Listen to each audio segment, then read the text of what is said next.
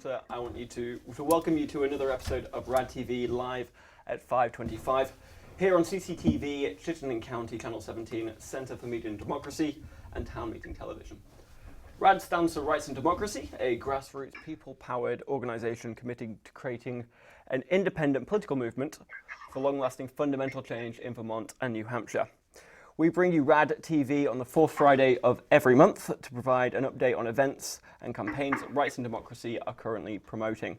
Tonight's show is called Getting RAD in a New Decade. We're welcoming the 2020s by celebrating the energy around making our communities more equitable and more inclusive. This month on RAD, we'll be reporting back on some major events to start out the new decade. On Jan 7th, the Vermont legislature kicked off a new legislative session in Montpelier. On the 18th, Vermonters celebrated the 2020 Women's March at Castleton University. And just this past Monday, we celebrated Martin Luther King Jr. Day. Recent RAD board member Mia Schultz and RAD organizing director Dan Fingus will be joining me tonight. Mia will be joining via Skype, and we've got Dan here in the studio. So the three topics, as I said, is the legislative kickoff on the new decade, 2020 Vermont Women's March at Castleton University, and MLK Jr. Day. The fight is far from over. To help unpack this, we have Dan and Mia. Dan, would you like to quickly introduce yourself? Yeah, happy to. My name's Dan Fingus. I'm the organizing director for Vermont for Rights and Democracy. I've been with the organization since March, but I've been doing lots of different kinds of organizing, including labor organizing and electoral organizing since 2002 in 3 different states. I've worked in Michigan, I've worked in New York, and now I'm here in Vermont. Excited to be here. Well, thanks for coming on this evening. And Mia, would you like to quickly introduce yourself? Sure. Hi, everybody. I'm Mia Schultz. I live in Bennington, Vermont. I've been part of RAD since 2017 or so, and I'm currently was elected as a board member, and look forward to 2020 as well. Well, thank you, Mia, for being here as well. Audience, this is a phone-in show. If you ever want to give us a call and discuss with Dan or Mia anything that's on your mind this evening, you can give us a ring at 802-862-3966, and you'll be put through live on air, and you can ask many questions you like. We're going to get started, and first of all, we're going to talk about the legislative kickoff. Dan, let's start with you. What are you excited to see happen in Montpelier this session? Well, the legislative kickoff was really great. We actually were there on January 7th in the State House, launching the Raise the Wage campaign for 2020, trying to raise the minimum wage to $15 an hour by 2024. We had a really great event. We talked to dozens of elected officials. We had a lot of activists from the 30 different groups that are part of the Raise the Wage Coalition in attendance. We made a big splash. Everyone was talking about Raise the Wage on the first day of the legislature, and that's led to a pretty quick succession of things that has led to a Raise the Wage bill that is now passed the House this morning and is on the way to the Senate for next week. So we are looking at a 2-year bill raising the wage to $12.55 by January 1st, 2022. Oh, fantastic. And let me just follow up with that. Fantastic that it got through the House. What's its chances looking like in the Senate? Because it did have difficulty last year. Well, the Senate's actually where it started last year. So the Senate is where our main sponsors are, and actually we expect it to be even more popular in the Senate than it was in the House. So the real challenge is going to be the governor, and seeing if the governor will stand behind working Vermonters and raise the wage for the 40,000 working Vermonters who would be affected by this. And this Raise the Wage would actually put $121 million into the pockets of these working Vermonters. That's fantastic. And is there anything else coming up in the session that you've got your eye on? Is there any other legislation of note that you're talking about at the moment? Yeah, I mean, one of the big things is the paid family leave bill. The paid family leave bill actually passed earlier in the week. Passed the House, it's passed the Senate, it's going to the governor. It's not a perfect bill. It's got a number of structural issues with it. We've had a hard time getting behind it because it makes it a private insurance, and it doesn't include temporary disability insurance, which every other paid family leave program in the country includes. And so we haven't been able to fully get behind it, but it is a bill we're watching. The other exciting thing that's going to happen this year for sure is the climate bills. There's a suite of 4 climate bills, at least if not more, that are going to come out. And we're really excited for real meaningful climate justice work to happen this year. Oh, fantastic. And Mia, actually, I'd like to follow up with you on that, on the climate bills going through at the moment. What are they looking at Montpelier in order to try and improve and try and address the climate change issue? I think there's a couple of bills. Honestly, this is really Dan's area. We recently in our Bennington RAD meeting had somebody come down from Montpelier to describe the couple of bills, and one of them I think is to hold the state responsible for climate. And I'll leave Dan to speak more on that if he knows. And another one is to add the carbon tax. I'm not sure.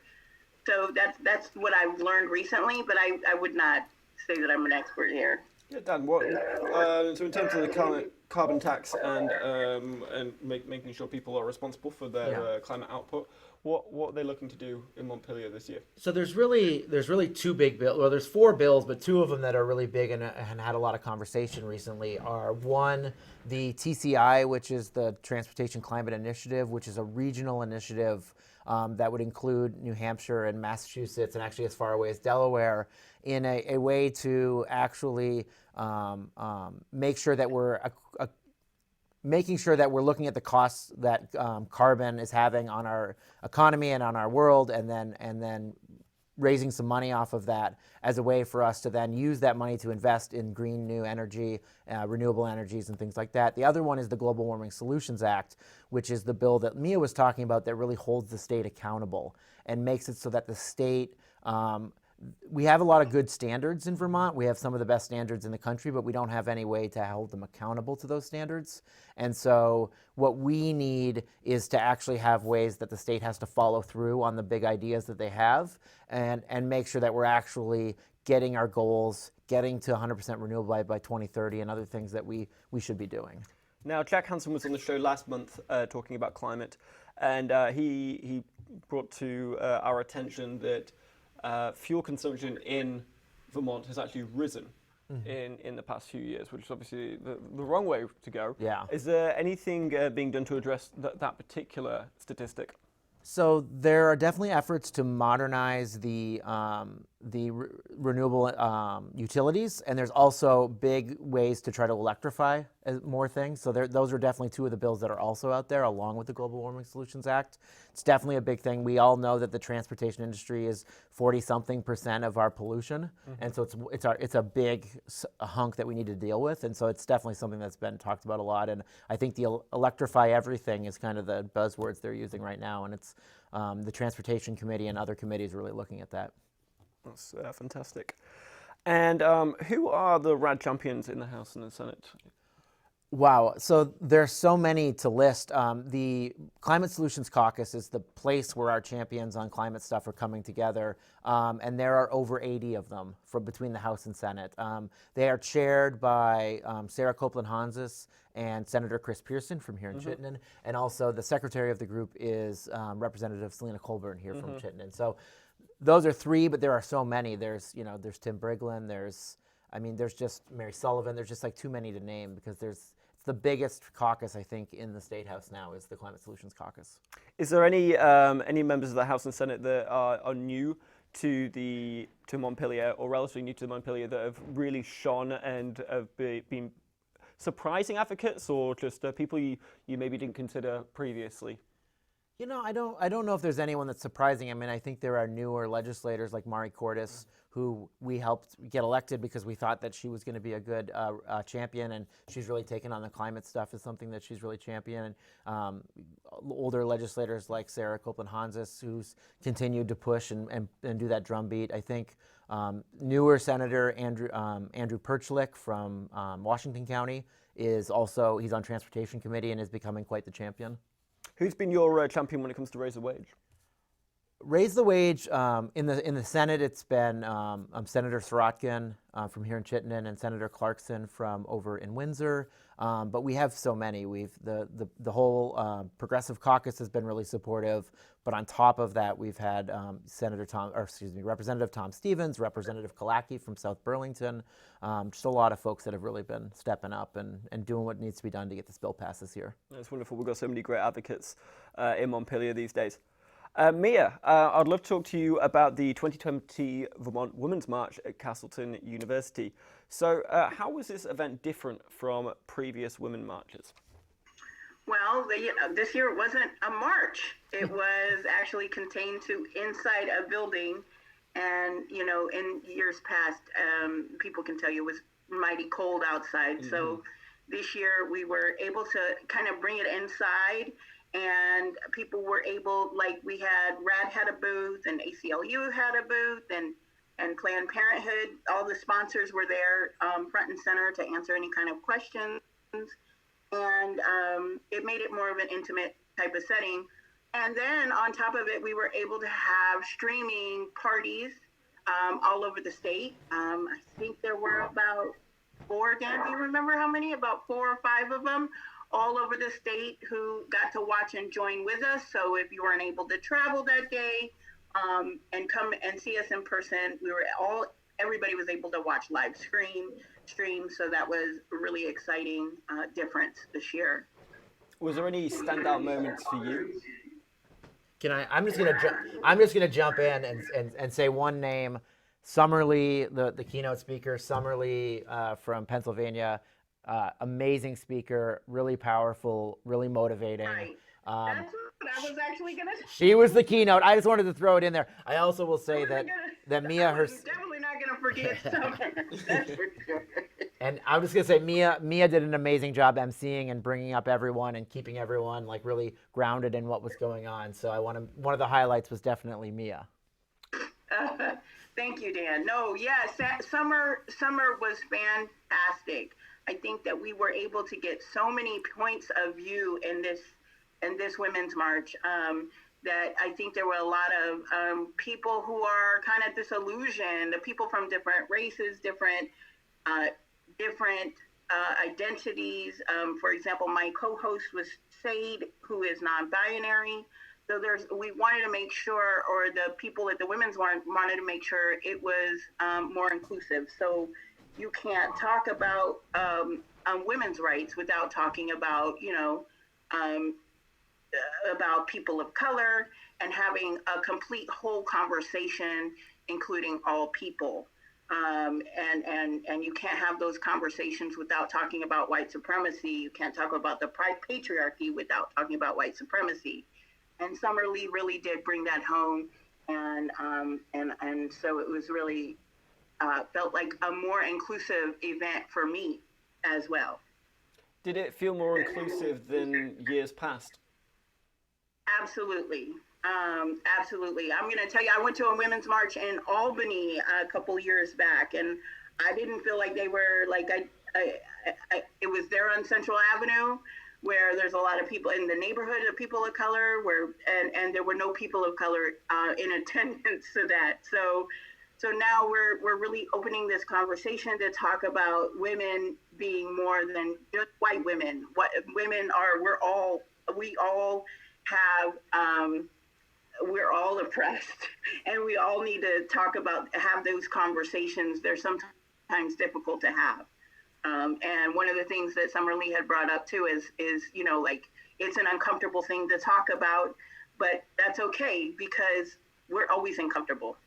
And the last Women's March I went to, I definitely felt uncomfortable. And so, now this is a conversation that we can all you need, in order to have change, you got to feel a little bit uncomfortable.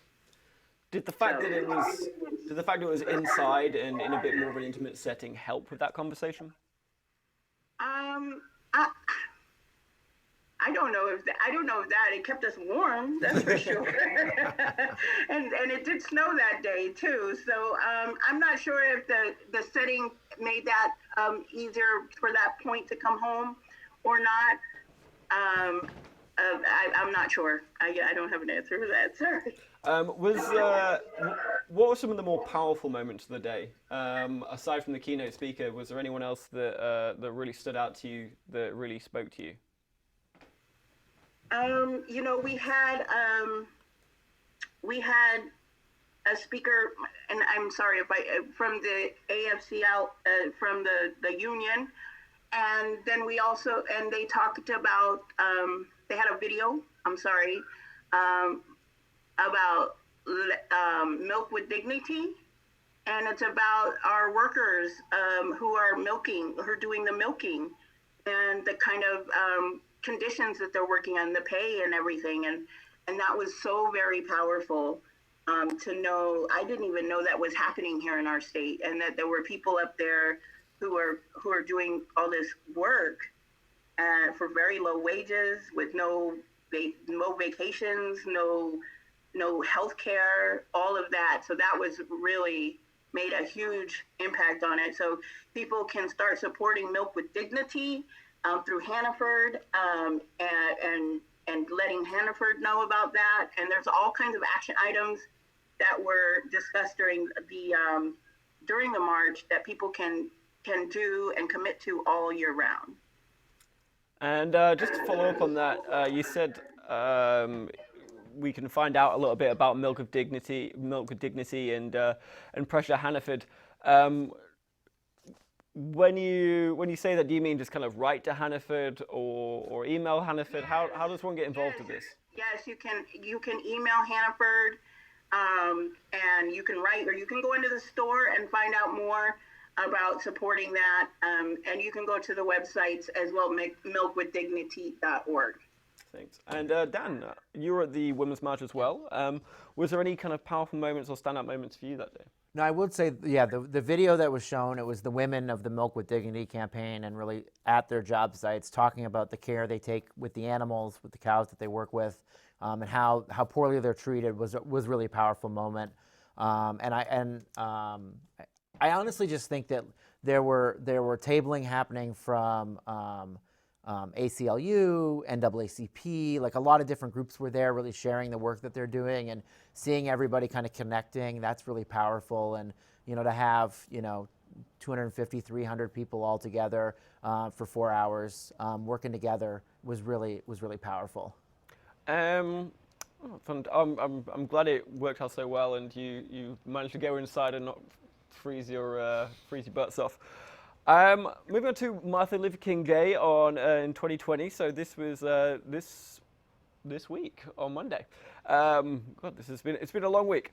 So MLK Jr. in Vermont, obviously not very historically diverse state. So what does it mean to Vermonters, or at least people who have moved to Vermont? What does MLK Jr. Day mean to you, Dan? Yeah, I mean, so the thing that's always I always think about when I think about Martin Luther King Jr. Day is just like taking your values and putting them into action. And so I think he was all about acting. He was all about putting himself out there, putting himself on the line, and really going after structural things. So structural poverty with the Poor People's Campaign, structural racism with civil rights. I mean, I think, to me, it's taking your values, putting them in action, and trying to make structural change. And Mia, how about you? What does MLK Day mean to you, and what does the memory and legacy of MLK, and how has that changed the way you've done things? Well, most people see MLK as his nonviolent action and stuff, but he also was about an all-inclusive, like Dan said, breaking down the structural system and making sure that all people were equally treated, equitable. And when we have those conversations, it's not those are harder conversations than just putting up a quote every year. Those are things that you actually have to go out and do, and it takes a lot of work within yourself as well to see where you can make that change as well, and then bring it out to the community. So it's not just community work, it's self work and bringing it out. So that's how I see I see MLK Day as it is an action day, a day to think about how you will learn individually and then bring that to your community. And in what ways do you see his legacy continuing for to work for equity and justice? And yeah, how do we keep his legacy going? Well, I think that the first thing is to acknowledge that white supremacy still exists in our society, and that the white supremacy is pervasive.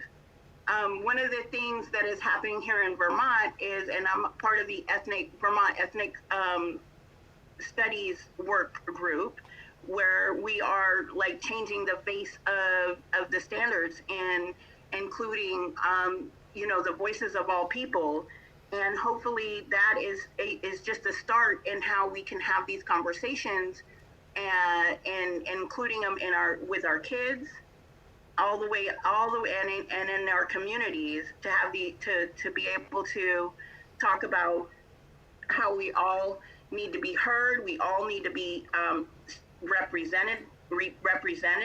And I think a lot, especially in Vermont, because there's so little people of color, that these conversations don't need to be had. But I think that those conversations need to be had even more because there's less people in Vermont, because this is a big world. And, people of color bring a lot to the table. And so to keep those voices out is really at a disadvantage to us, to everybody. So I think that we're on our way, that we need to have more conversation, and Martin Luther King Day is another time to have those conversations. And Dan, how do you see his legacy continuing? What do you see around Vermont and maybe also around the country? And who do you think are really standing out in terms of continuing to push his work for equity and justice? I mean, I think definitely the ethnic studies work that's been happening is a great way. That's already happened last year with some bills that have happened, but is continuing. I mean, we have to center all of our campaigns in the most marginalized in our society, and so unfortunately, that's the same people that Martin Luther King Jr. was fighting for all those years ago. It's people of color and it's poor people, and so we have to center them in our campaigns and really give them the support they need to lead, and then we can follow. Every issue, raising the wage, paid family leave, all our climate work, it all has to be centered in those voices that Mia was just talking about. And I think that we have a lot of potential to do that in Vermont. We just have to still step out and take that action, be a little uncomfortable in it, but we can make it happen. I mean, there's so many, as much as there are bad things happening in this country, there are so many people that are motivating and that really make you, just really believe that there's hope for the future. And whether it's Alexandria Ocasio-Cortez or whether it's even, folks like Bernie Sanders, like there's a lot of hope still out there. And I think people are willing to make the fight, and we're going to do that here in Vermont. Excellent. I've got to have just one more question before we tell you a few RAD events that are coming up in a minute. But yeah, Dan, what else have we not mentioned tonight that RAD is trying to push for the 2020 calendar? I mean, I think we've covered most of our big things. I mean, I think we're looking at economic justice where, the raise the wage bills and the paid family leave bills are going to be the most immediate. Climate change work is going to be happening. I think there's also going to be potentially some workers' rights stuff that happens. And I mean, there's a lot always going on, but I think that those are the things that we really need to focus on. And there's always going to be, there's more bills that'll pop up out of nowhere, but those are really our priorities. Right. And it's also important not to spread yourself too thin and trying to cover too much ground and not give each issue the attention that it deserves. Yeah, definitely. So I'd like to take a few minutes at the end of this episode to talk about some upcoming RAD events that we would really like you to get involved with. So the first one that we should have up on the screen in a second is the weatherization campaign canvassing.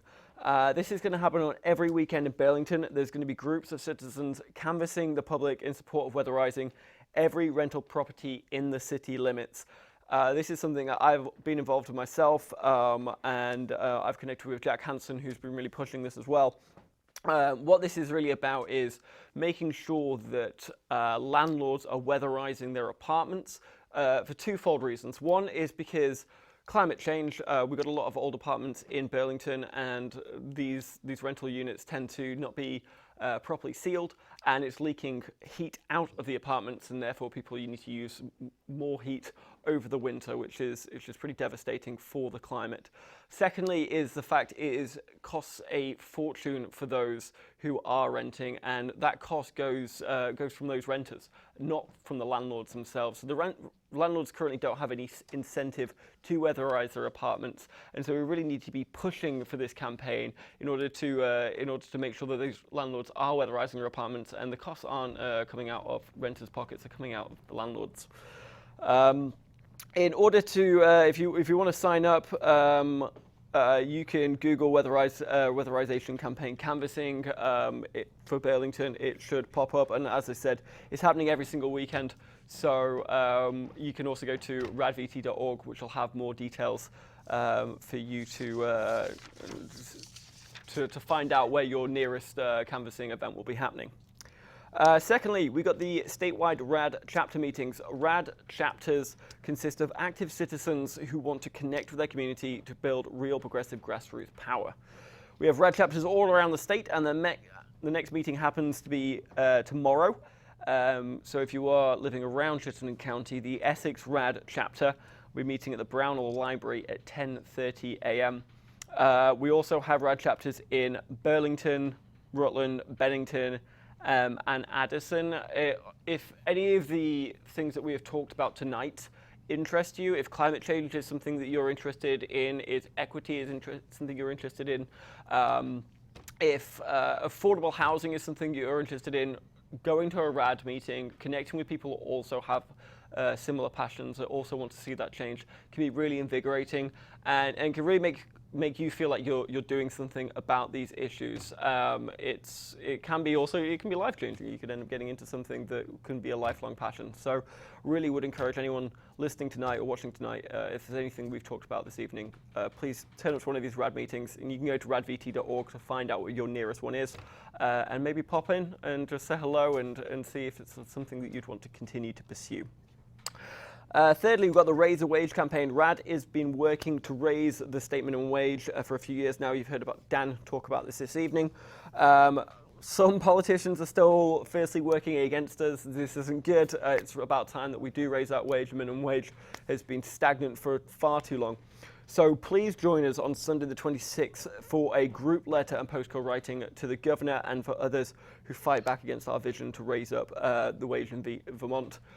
Phil Scott is adamantly against the bill, so we really could do with your help on that one. That'll be happening at the UU Church in Burlington. Fourth, we've got RAD candidate endorsements. RAD endorsement committee has sent out questionnaires to candidates on Burlington City Council, and RAD members will have an opportunity to vote on whether or not to endorse candidates on February the 1st or around that time. You can become a RAD member to participate. Go to radvt.org. I'm running out of time, but we thank you very much for watching the show. We really hope you join us again next month. We'll be right here on the fourth Friday live at 5:25. As a reminder, this is all grassroots organized. We really could do with your help in terms of raising some money. If you want to find out more about that, again, go to radvt.org. We'll be back here, as I said, on the fourth Friday in February. Please join us then. We'll be talking about town meeting day in Vermont, and it should be a great show. So check us then. Big thank you to Dan Fingers for joining us this evening, and Thanks, Tom. Mia Schultz, thank you very much. Thank you. I've been your host, Tom Proctor. This has been RAD TV, and good night.